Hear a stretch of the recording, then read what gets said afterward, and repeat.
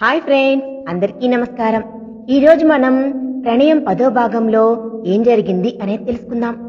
శక్తి, ఏమైనా మీరు చెప్పండి సార్, నా నిర్ణయం మారదు. నేనేమి మీ భార్య స్థానం నాకు ఇవ్వమని నేను అడగలేదు కదా. అసలు అలా ఎప్పటికీ అడగను కూడా. నన్ను ప్రేమించలేని మనిషి, నాపై ప్రేమలేని మనిషి నా పక్కన ఉండాలని నేను ఎప్పుడూ అనుకోను. కేవలం మీరు నా రిజిగ్నేషన్ లెటర్ని యాక్సెప్ట్ చేయండి అని మాత్రమే నేను మిమ్మల్ని వేడుకుంటున్నాను. అంతకు మించి ఏం లేదు. ఇదిగోండి సార్, ఈ రోజుకి సంబంధించిన మీ వర్క్ షెడ్యూల్ అని అంటూ తనతో పాటు తీసుకొచ్చిన ఫైల్ని శివాన్స్ టేబుల్ మీద పెట్టి అక్కడి నుండి మాట్లాడటానికి ఏమీ లేదన్నట్లుగా వెళ్లిపోయింది శక్తి. శక్తి వెళ్లిన వైపే అసహనంగా చూస్తూ, అసలు ఈ అమ్మాయి ప్రాబ్లం ఏమిటి? ఎందుకు అలా చేస్తుంది? ఎందుకు ఇలా ఆలోచిస్తుంది? ఓకే ఫైన్, నన్ను ప్రేమించట్లేదు, నేను అక్కర్లేదు, నాకు ఆ స్థానం అక్కర్లేదు అని అంటుంది. నిజానికి నాకు కూడా అలాంటిదేమీ అవసరం లేదు. ఆ అమ్మాయిని నేను కేవలం కాంట్రాక్ట్ బేస్ మీదే మ్యారేజ్ చేసుకున్నాను. అదంతా ముందే చెప్పేశాను. దానికి ఒప్పుకొని మళ్ళీ ఏంటి, మీరే నా భర్త, మీకు ఇష్టం ఉన్నా లేకున్నా నేను మిమ్మల్ని ఇబ్బంది పెట్టను, కానీ నా జీవితంలోకి మరొకరిని రానివ్వను, వేరొకరికి నా లైఫ్ లో స్థానం ఇవ్వలేను అని అంటూ మాట్లాడుతుంది. ఎందుకిలా?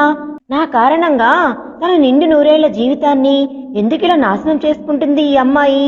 అంతేకాకుండా ఇప్పుడు ఇక్కడి నుండి జాబ్ కూడా మానేసి వెళ్ళాలి అనుకుంటుంది.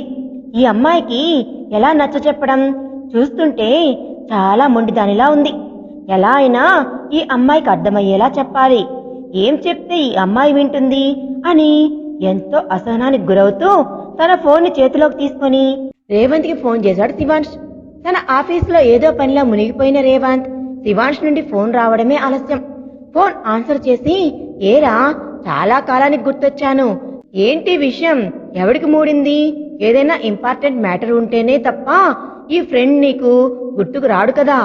ఎవరికి సెటిల్ చేయాలి అని అంటూ శివాంష్ కి మాట్లాడే అవకాశం ఇవ్వకుండా తన పాడి తాను మాట్లాడుతూ వెళ్లిపోతున్నాడు రేవంత్. రే నీ అయ్యా, ఆ నోరు కాస్త ముయ్యి. ఎప్పుడు సెటిల్మెంట్లు, గొడవలు ఇవేనారా? ఇంకా వేరే దేనికి ఫోన్ చేయనా అని అన్నాడు శివాంష్ కోపంగా. అబ్బా, అదేం లేదులేరా. ఎవడైనా మొండిగా చెప్పేది వినిపించుకోకుండా అక్రమంగా నీ దారికి అడ్డు రావాలని చూస్తే వాళ్ళని లీగల్ గా ఎలా దెబ్బ కొట్టాలి అనే విషయమే కదా నువ్వు నాకు కాల్ చేస్తావు. అందుకే నేను అలా మాట్లాడానులే గాని, చెప్పు ఏంటి విషయం అని అన్నాడు రేవంత్. నీతో అర్జెంటుగా మాట్లాడాలి. నువ్వు వెంటనే ఉన్న పలానా నీ పని అంతా పక్కన పడేసి మన ఆఫీస్కి రా అని అన్నాడు శివాంష్. బాబు ఆత్రపు పక్షి, ఉన్న ఫలంగా రమ్మంటే ఎలా రా? రేపు నాకు అర్జెంట్ కేసు ఉంది కోర్టులో. దానికి సంబంధించిన ఇన్ఫర్మేషన్ అంతా గ్యాదర్ చేసుకునే పనిలో బిజీగా ఉన్నాను. నువ్వు ఇప్పటికిప్పుడు ఉన్న ఫలానా రమ్మంటే ఎలా రా అని అన్నాడు రేవంత్. ఆ ప్రపంచంలో నువ్వు ఒక్కడే పెద్ద లాయర్ అయినట్లు తెగ బిల్డప్ ఇవ్వాల్సిన అవసరం లేదు, కానీ నోరు మూసుకొని రారా. నీ వర్క్ ఏదైనా ఉంటే నీ అసిస్టెంట్ కి చెప్పి వచ్చేయి. 1 గంట కన్నా ఎక్కువ నీకు టైం నేను తీసుకోను. ఇంకొక 1/2 గంటలో నువ్వు నా ముందర ఉండాలి అని అంటూ రేవంత్ కి మాట్లాడే అవకాశం ఇవ్వకుండా ఫోన్ కట్ చేశాడు శివాంష్. రేవంత్, వీడెక్కడ దొరికాడ్రా బాబు? నా ప్రాణానికి లేడికి లేచిందే పరుగని వీడు చెప్పిందే మనం వినాలి తప్ప మనం ఏం చెప్తున్నామనేది వీడు అస్సలు వినిపించుకోడు. ఈడియట్, ఇక నాకు తప్పేదేముంది అని అంటూ తన అసిస్టెంట్ ని పిలిచి ఆ వర్క్ అతనికి అప్పగించి తను నేరుగా శివాంష్ దగ్గరికి వెళ్ళాడు. చెప్పినట్లుగానే 1/2 గంట లోపల శివాంష్ ఎదుట ఉన్నాడు రేవంత్. చెప్పరా, ఏంటి విషయం? సడన్ గా రమ్మన్నావు అని అన్నాడు రేవంత్ శివాంష్ ఎదుట కూర్చుంటూ.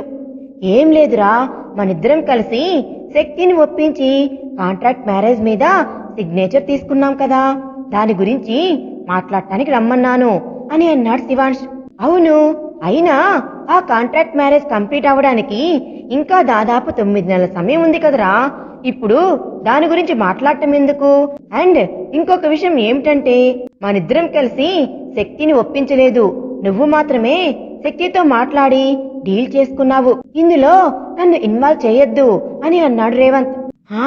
అవును, అవునులేరా బాబు, నేను మాత్రమే డీల్ చేశాను. దానికి సంబంధించి మాట్లాడడానికే నిన్ను పిలిపించాను అని అన్నాడు శివాంష్.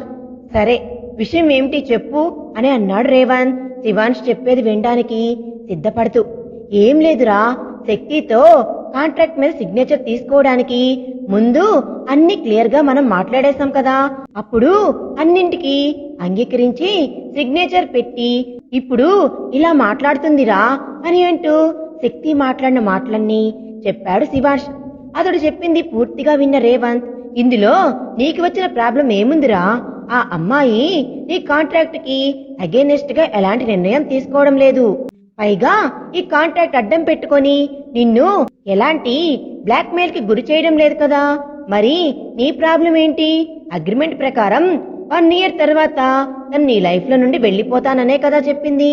నీ దగ్గర నుండి వెళ్లిపోయిన తర్వాత తన లైఫ్ తన ఇష్టం, తను ఇంకెవరినైనా పెళ్లి చేసుకుంటుంది, లేదంటే అలాగే ఉండిపోతుంది. అది నీకు అనవసరమైన విషయం కదరా. అండ్ మోర్ ఓవర్, తన చేత కాంట్రాక్ట్ మీద సిగ్నేచర్ తీసుకునేటప్పుడు అందులో నువ్వు ఆమె నీ దగ్గరే జాబ్ చేయాలి అనే కండిషన్ ఏమీ పెట్టలేదు కదా. కాంట్రాక్ట్ పీరియడ్ ముగిసే వరకు. మరి అలాంటప్పుడు ఆమె జాబ్ రిజిగ్నేషన్ ఎందుకు యాక్సెప్ట్ చేయవు నువ్వు? ఆమె నీ దగ్గర జాబ్ చేయడం చేయకపోవడం అనేది పూర్తిగా ఆమె పర్సనల్. అలాగే ఆమె జీవితంలో మరొకరిని పెళ్లి చేసుకోవడం చేసుకోకపోవడం అనేది కూడా ఆమె ఇష్టం. దీనికి నువ్వు ఎలాంటి అబ్జెక్షన్ చెప్పడానికి వీల్లేదు అని అంటూ ఉన్న విషయం కుండబద్దలు కొట్టినట్లుగా చెప్పాడు రేవంత్. రేవంత్ మాటలు ఏమాత్రం నచ్చని శివాంష్, అలా ఎలా మాట్లాడుతున్నావురా నువ్వు? పాపంరా, శక్తి చిన్నపిల్ల, అసలు లైఫ్ లో ఏ సుఖ సంతోషాలు అనుభవించనిది. కేవలం నా కోసం నా పేపర్లో సంతకం పెట్టినంత మాత్రాన తన జీవితం ఇలా అయిపోవాలా? శక్తి కంటూ ఒక లైఫ్ ఉండాలి, తన లైఫ్ పార్ట్నర్ ఉండాలి, చక్కటి పిల్లలు, అందమైన ఫ్యామిలీ, అంతకంటే అందమైన జీవితం ఖచ్చితంగా ఆమెకు కావాలి. ఆమె జీవితంలోనూ ఆమె కోసం కడ వరకు తోడు ఉండే ఒక తోడు కావాలి. ఆమెను కంటికి రెప్పలా కాపాడుకునే ఒక బంధం కావాలి. ఆమె ప్రాణంగా జీవించే ఒక జీవి కావాలి అని అన్నాడు శివాంష్ ఎమోషనల్ గా మాట్లాడుతూ. అలా మాట్లాడుతున్నప్పుడు శివాంష్ కళ్ళల్లో నుండి కన్నీళ్లు కూడా జారిపోతూ ఉన్నాయి. అది అతను ఏమాత్రం గమనించడం లేదు. శివాంష్ లో చెలరేగుతున్న ఫీలింగ్స్ ని గమనించిన రేవంత్, ఆమె లైఫ్ ఎలా పోతే నీకెందుకురా? నీ అవసరం కోసం ఆమె అవసరాన్ని ఆసరాగా చేసుకుని ఈ కాంట్రాక్ట్ మ్యారేజ్ లో శక్తిని ఇరికించావు. అటు ఆమె అవసరం తీర్చావు, ఇటు నువ్వు చేయాలనుకున్న పనిని కూడా చేసేశావు. ఇది ఇక్కడితో వదిలేయి. ఇంతకు మించి నువ్వు ఆలోచించాల్సిన అవసరమే లేదు. ఆ అమ్మాయి లైఫ్ ఆ అమ్మాయి ఇష్టం. ఆ అమ్మాయి ఎలా కావాలనుకుంటే అలానే చేసుకుంటుంది. అసలు శక్తి మీద నీ అభిప్రాయం ఏంటో ముందు తెలుసుకో. ఆమె జీవితం ఎలా పోతే నీకేంటి అక్కరా అని శివాంష్ ఆలోచనలో పడేలా మాట్లాడి, నాకు అర్జెంటుగా పని ఉంది, నేను వెళ్లి వస్తాన్రా అని అంటూ అక్కడి నుంచి వెళ్లిపోయాడు రేవంత్. అతనికి ఆలోచించుకునే టైం ఇవ్వాలని రేవంత్ ఉద్దేశం. తను మాట్లాడేది వినిపించుకోకుండా అలా మధ్యలో లేచి వెళ్లిపోయిన రేవంత్ ని చూస్తూ మరింత అసహనానికి గురయ్యాడు శివాంష్. శివాంష్ దగ్గర నుండి వెళ్లిపోయిన రేవంత్ బయటకు వెళ్లడమే ఆలస్యం. శారదా గారికి ఫోన్ చేసి విషయం మొత్తం చెప్పేశాడు. రేవంత్ చెప్పింది విన్న శారదా గారు ఆలోచనలో పడిపోయారు. ఇటు శక్తి అటు శివాంష్ ఇద్దరూ సాయంత్రం వరకు అన్యమనస్కంగానే ఆఫీసులో గడిపేశారు. ఆ తర్వాత వరుసగా 2-3 రోజుల పాటు ఇదే తంతు. ఇద్దరు ఎడమొహం పెడమొహంలానే ఉన్నారు. శక్తి అలా తనని ఏమాత్రం పట్టించుకోకుండా ఉండటం శివాంష్ లోని అసహనాన్ని మరింత పెంచేసింది. వీళ్ళిద్దరి మధ్య ఈ డిస్కషన్ జరిగిన వారం రోజుల తర్వాత శివాంష్ లో రోజురోజుకి పెరిగిపోతున్న అసహనం, కోపం, వాటిని ఎలా చూపించాలో అర్థం కాక తను ఫారెన్ లో చదువుకునేటప్పుడు తనకు పరిచయమైన మరొక ఫ్రెండ్ కి ఫోన్ చేసి అతన్ని కలవడానికి వెళ్లాడు శివాంష్. ఫ్రెండ్ ని కలిసిన శివాంష్ అతనితో కాసేపు బిజినెస్ విషయాలు, పర్సనల్ లైఫ్ కి సంబంధించిన విషయాల గురించి మాట్లాడాడు. అయినా సరే శివాంష్ లోని అసహనం అనేది ఎంత మాత్రమూ తగ్గినట్లుగా అనిపించలేదు. దాంతో shall we go to pub అని అంటూ ఫ్రెండ్ ని అడిగాడు శివాంష్. శివాంష్ అడగటమే ఆలస్యం. అతని ఫ్రెండ్ వై నాట్, షూర్ అని అంటూ ఇద్దరూ కలిసి సిటీ అవుట్స్కట్స్ లో ఉన్న ఒక ఫేమస్ పబ్ కి వెళ్లారు. దాదాపు ఫారెన్ నుండి వచ్చిన తర్వాత తల్లికి నచ్చదని తాగటం మానేసిన శివాంష్ మళ్ళీ 3 ఏళ్ల తర్వాత తిరిగి గ్లాస్ చేతిలో పట్టుకొని మెల్లిగా మందు కొడుతూ పబ్లో వినిపిస్తున్న డీజేకి అనుగుణంగా కాలు కదపడం మొదలుపెట్టాడు. పబ్ నిండా అందమైన అమ్మాయిలు అబ్బాయిలు అక్కడ జంటలు జంటలుగా చేరి మందు తాగుతూ చిందేస్తూ తమదైన లోకంలో వేరేస్తూ ఉన్నారు. అక్కడి అట్మాస్ఫియర్ వాళ్ళు చేస్తున్న ఎంజాయ్మెంట్ చూస్తూ ఉంటే ప్రపంచంలోని సంతోషమంతా వాళ్ళదే అన్నట్లుగా ఎవరికి వారు మత్తులో ఊగిపోతున్నారు.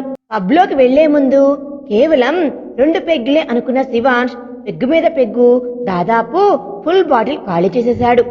బాగా మత్తెక్కడంతో ఆ సమయంలో తను కార్ డ్రైవ్ చేస్తూ వెళ్లడం సేఫ్ కాదనుకొని తన ఫ్రెండ్ శివాంష్ కి క్యాబ్ బుక్ చేసి అతన్ని జాగ్రత్తగా క్యాబ్ ఎక్కించి పంపించాడు.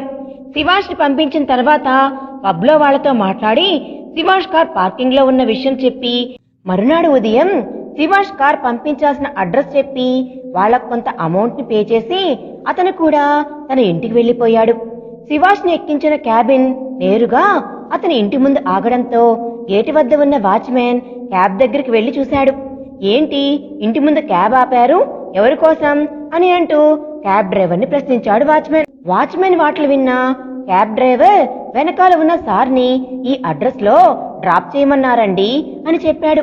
వెనకాల ఉన్న సార్ అని ఈ అడ్రస్ లో డ్రాప్ చేయమన్నారా అని అంటూ వెనక్కి చూసిన వాచ్మెన్ కి బ్యాక్ సీట్ లో మత్తులో తులుతున్న శివాంష్ కనిపించాడు.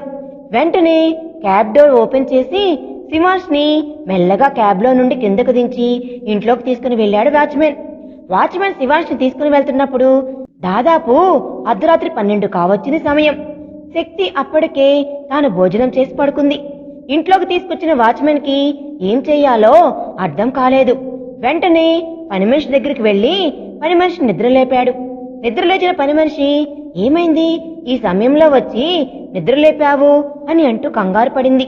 ఆమె అడగగానే అతను శివాంష్ పరిస్థితి వివరించి చెప్పి వెళ్లి శక్తమ్మ గారిని నిద్రలేపి తీసుకుని రమ్మని పని మనిషిని పంపించాడు వాచ్మెన్ చెప్పడమే ఆలస్యం.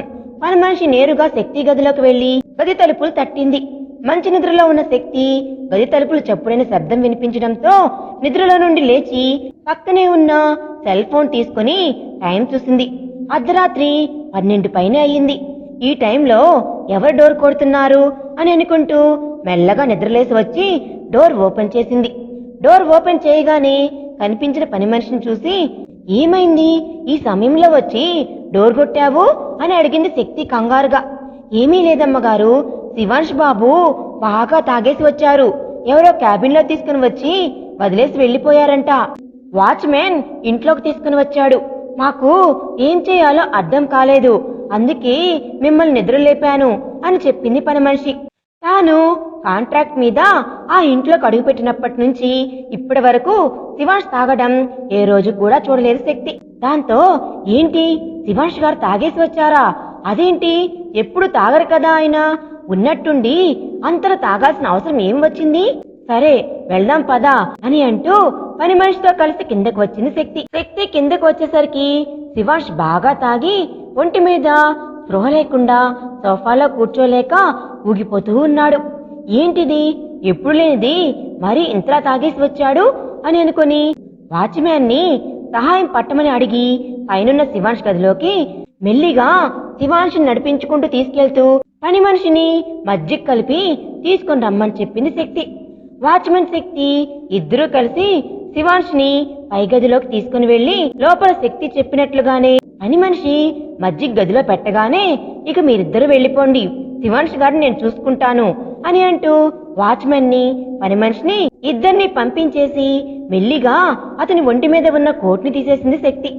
ఆ తర్వాత అతన్ని మెల్లిగా బెడ్ మీద పడుకోబెట్టి కాళ్లకున్న షూస్, మెడకున్న టై, చేతికున్న వాచ్ అన్నీ ఒక్కొక్కడిగా తీసేసి మెల్లిగా అతన్ని లేపి అలాగే వాష్రూమ్ లోకి తీసుకుని వెళ్లి ప్రెషర్ ఆన్ చేసి అతన్ని షవర్ కింద నిలబెట్టింది శక్తి. చల్లటి నీళ్లు ఒంటి మీద పడుతూ ఉంటే శివాంష్కి ఎక్కిన మత్తు కొద్ది కొద్దిగా దిగసాగింది. కానీ పూర్తిగా అయితే దిగిపోలేదు. ఒక 15 నిమిషాల పాటు షవర్ కింద ఉంచిన తర్వాత అతని షర్ట్ రిమూవ్ చేసి అతన్ని మెల్లిగా బయటకు తీసుకుని వచ్చి టవల్తో అతని తల తుడిచి ఈ నైట్ ట్రాక్ వేసుకోండి శివాంష్ గారు అని అంటూ నైట్ ట్రాక్ ని అతని చేతికి ఇచ్చింది శక్తి. అప్పటికి కొద్దిగా మత్తు దిగడంతో శక్తి చెప్పిన వెంటనే చిన్న పిల్లాడిలా బుద్ధిగా తడిసిన ప్యాంట్ తీసేసి షార్ట్ వేసుకున్నాడు శివాంష్.